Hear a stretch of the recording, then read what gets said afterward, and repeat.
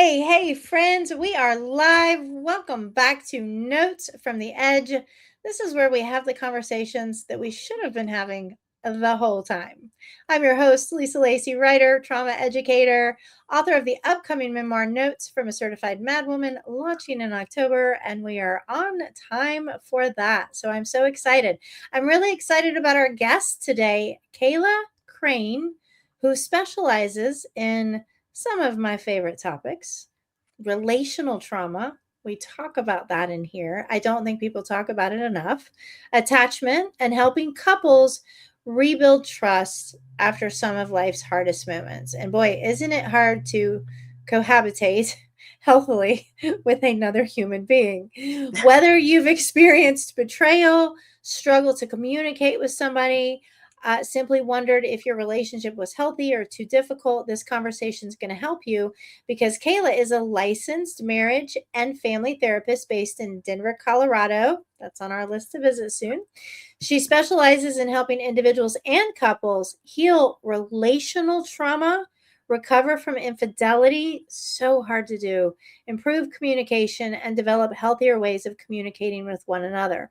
Her clinical work integrates the relational therapy, EMDR, attachment theory, solution focused therapy, and systemic affair recovery. That sounds fun.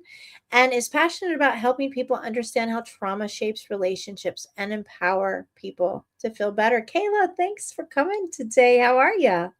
I'm good. Thanks, Lisa. It's nice to meet you, and thanks for having me.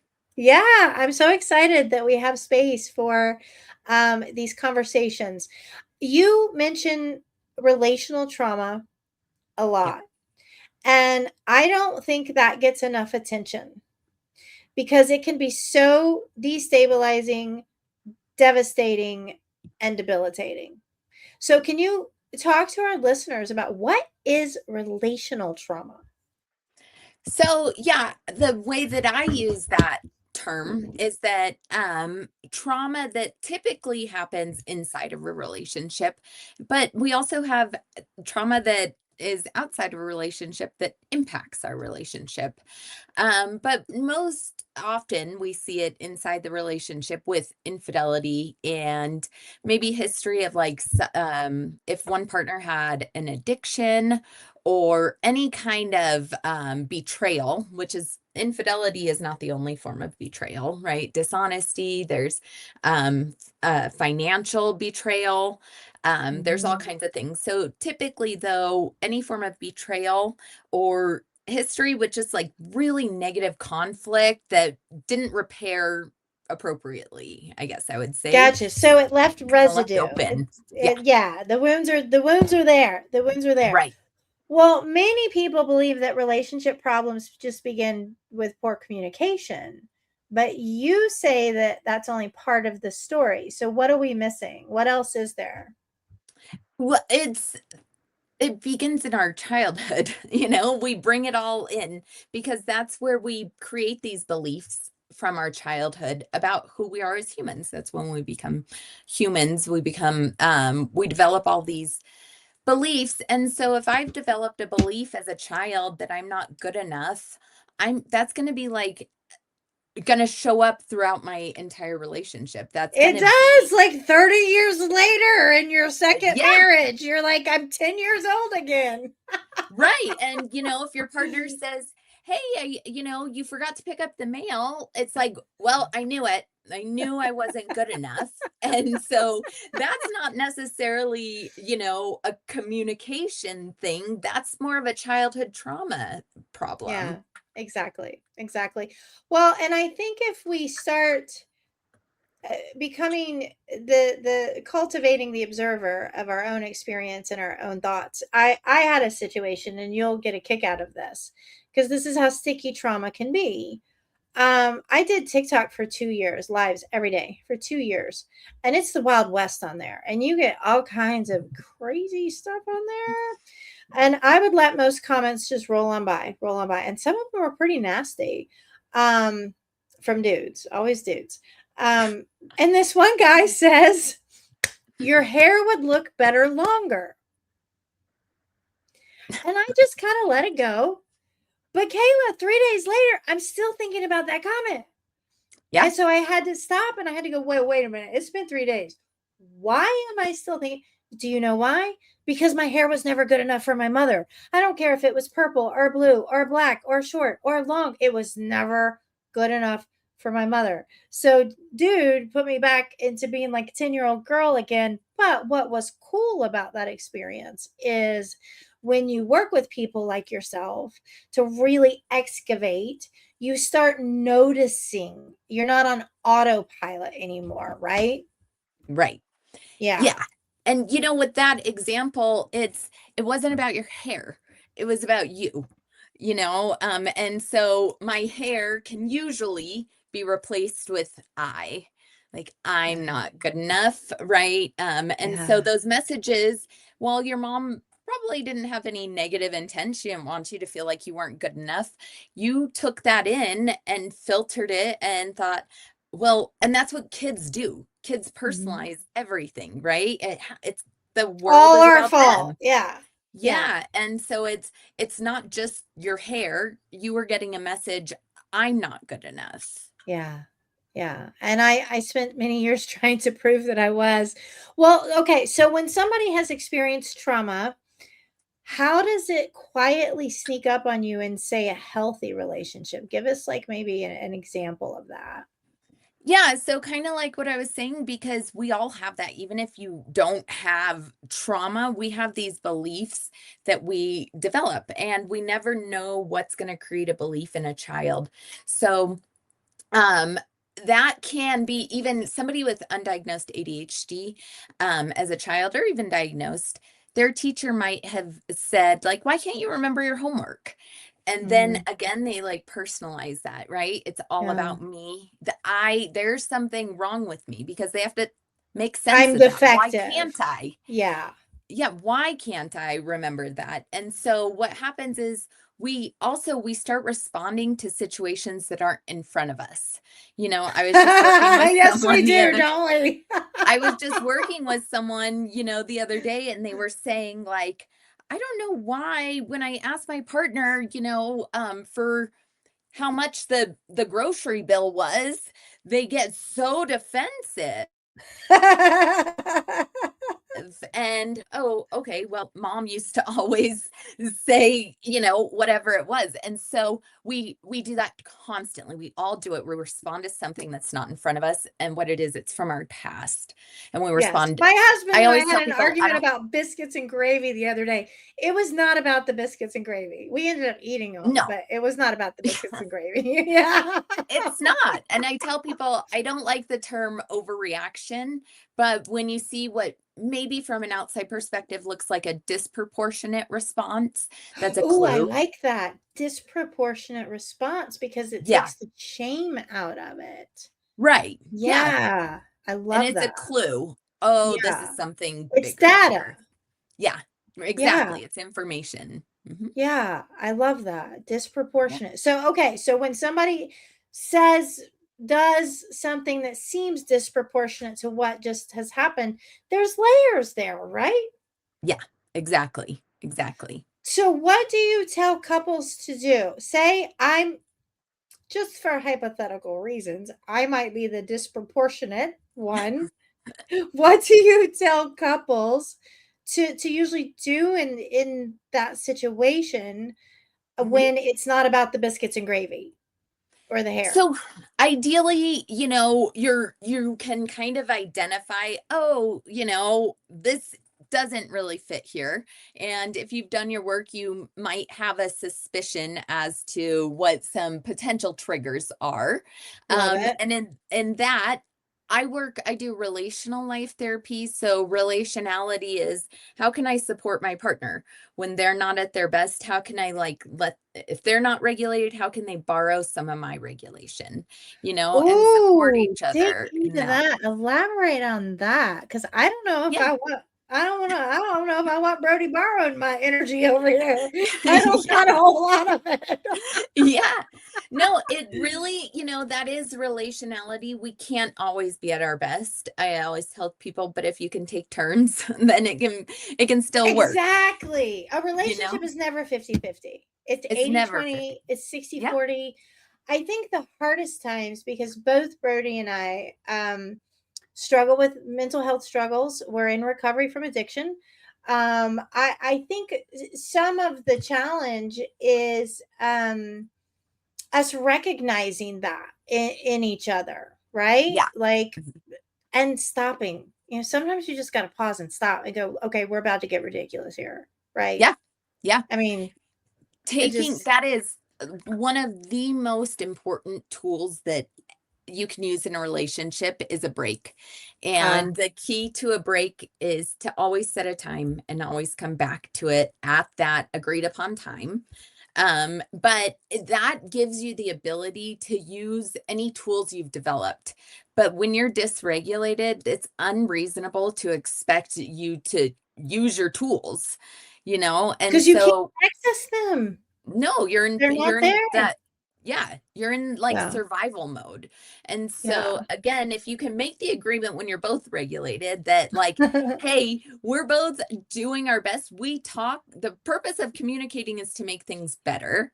And Love it. so if they can make an agreement that, hey, if you notice that I'm kind of dysregulated, will you call a timeout and we'll come back in 2 hours? Or will you be try to be receptive to when I propose to take a timeout with the agreement that we're coming back to this. No one's I love avoiding the it. coming back to it, Yeah, it's because critical. my abandonment issues kick in when my partner wants to take a break, Yeah. because I go into that little, is he coming back? He's never coming back. He's leaving for good. Like, it's Yep. pretty insane actually, but it happens. Well, I'm gonna be honest, it happens. So I love that idea of, okay, you go over there, I'll go over here. We'll meet back at 8 o'clock and readdress this, see if we even need to talk about it. Because a lot of yeah. times there's not even anything left to talk about once you've calmed down. Yeah, no, exactly. I always tell people for whoever has like more of the rejection abandonment like history, it's going to be incredibly uncomfortable for them for the first few times with their partner suggesting a break or taking the break. But once they come back to it, those agreed upon times, the person who suggests it comes back to it, that'll build the confidence and it'll give the other person a little relief and them to be able to tolerate that because they have evidence that we will actually come back to it because we have in the past. And it builds trust Yeah. again, right? Yeah. It's a form of rebuilding trust. I love that. I love that. Okay, I want to talk about this because I went through a 13-year relationship where this was a chronic problem, we shall say. Infidelity is very painful, and it's really tough to get over. Is healing from infidelity and developing that trust again possible? And what separates couples from who bounce back from that, and people who don't? What is with the people who bounce back from that and they stay together and true to their commitment and they work through that really hard, painful stuff? What are they doing that couples that separate and divorce don't do? They're processing it. They're understanding why it happened. Both people are understanding why it happened. And that's the model I use is, we go through your entire family of origin history, your previous relationship history, the relationship that you're in history, and Love it. then we talk about the infidelity story. We don't get there until after all of those steps because we need to have some understanding, and that's laying the foundation to, oh my gosh, when this happened, when your partner said they didn't want to go on the date with you, you felt rejected. Wow. And Mhm. then what do you do when you're feeling rejected rather than what did you learn? What was modeled to you in terms of communicating that unhealthy, or in terms of communicating that feeling rejected? And usually there weren't tools there, nothing, it wasn't modeled appropriately. And so, infidelity isn't just a outside experience, like there's so No. much context. And so many times, people just go, oh, and previous when we've tried to work through it, they just said, let's move forward, how can we not have this happen again? And it's like, No, you have to understand why it happened to keep it from happening again. You can't just say, this time do better. No, we've got to understand the root And it causes requires talking about it. completely. Yeah. And Yeah. it's so uncomfortable to As many talk about times all as that. it takes. Yeah. Yeah. Yeah. Hmm. And that may be uncomfortable too, especially for the Yeah. one who committed the infidelity, you know? So the model that I use, we talk about it as many times as it takes until everyone agrees we know all the facts of the story. Once everyone Ooh. agrees the facts are done, we close the door. We're not opening it back up unless more information comes to light. And that can be really, it can be a little scary and vulnerable for the hurt partner to do that, but it's also a relief for them, because there is this temptation. Let me just like look back on those text messages screenshots that I took, Oh, you can get stuck in a nasty hole of, like, and yeah, it can tracking. go on forever. Oh, yeah, yeah, I was in it, I was in it. It was I've been through some stuff. I have survived Yeah. some stuff, I've almost died a million times, but getting out of my 2nd marriage was getting out and staying out and going no contact felt like death, Yeah. and he was Yeah. a terrible human. Yeah. But Well, it felt like death. Yeah. yeah, because that's an attachment, and our attachment comes from infancy. And if we don't have an attachment to our caregiver in infancy, we do die. So it actually does Mhm. feel like death, or it feels that scary, like a matter of survival almost. And so that's Yeah. actually very normal. I try to tell people it's not so easy to say, like, oh, this is fine. I can trust that you'll come back, because if you have a abandonment wound, like as a baby, that could have cost you your life. Yeah. Survival Yeah. mode. Yes, yes. So attachment theory, you hear a lot about attachment theory online, but it's often oversimplified. So how do attachment styles actually influence our adult relationships? And if they're not healthy for us or not working for us, how can we change those? Yeah, attachment styles are the kind of like the heart of a relationship, and they inform how we operate in the relationship, and they also inform like the lens that we look at things through. Oh, And I love so that. the Yeah. lens that with somebody with an anxious attachment, they're going to be looking at things through a lens of rejection and abandonment. So almost anything can happen, and if you really boil it down enough, they're going to have felt rejected, even if it's not something that it just I don't looks feel like pizza tonight. Yeah, yeah, and then you're exactly, in tears. exactly. Yeah, right. And then so an avoidant, you're going to look at things through a lens of failure and worthlessness. Oh, And so usually those are the most common pairing. And so you can probably, and so they just activate each other, and that's how you operate in the relationship, right? Somebody who's anxious, since they're feeling rejected and abandonment, they're naturally going to want to come closer. Let's mhm. repair this and Clingy. come back together so I feel close again, because otherwise it feels like abandonment. But then somebody with avoidant attachment, when there's conflict, they're going to be feel like looking at that lens through, well, I'm worthless. Or I Oh. failed my partner, and that's going to result in them shutting down. And so then they activate each other because they want to Girl, shut we may down. need to And hire you. I think you're starting to get too close to home over here. You're starting to get too close to home. Oh my goodness. Okay. yeah. So I know you've got to roll out, and I want to make sure you have enough time to get ready for your next thing. So our audience hears me ask this question to almost all of our guests. In your life, what do you believe you performed in order to survive? And how did dropping that role, that identity, that mask, or that performance help you move forward? Yeah, I think, I have an anxious attachment rooted in rejection and abandonment. And I've done a lot of work on myself and it still shows up sometimes, but it's impacted definitely my relationship, me as a friend, as a parent, as a professional. When somebody doesn't email me back when I expect them to, it goes to that, oh my gosh, I've been rejected.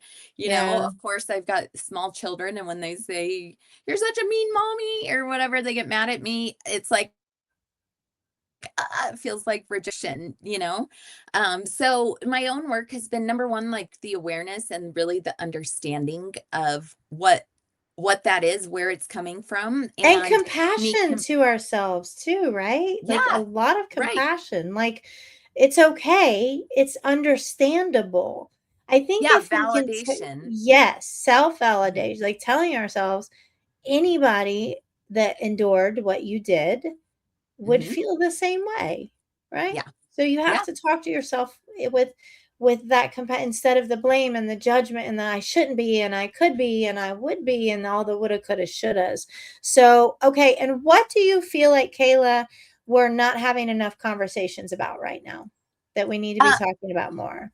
I think, like, how trauma impacts our lives, our relationships. I always tell people, like, trauma, it's such a huge word. People think, oh my gosh, that's for a brutal assault or being in combat or something. But like I said, it can be one comment that a teacher made that sticks with you. And we all have trauma. If you look at the term Thank trauma, you. We all have trauma. It is part of the human yes. experience. Yes. Yeah.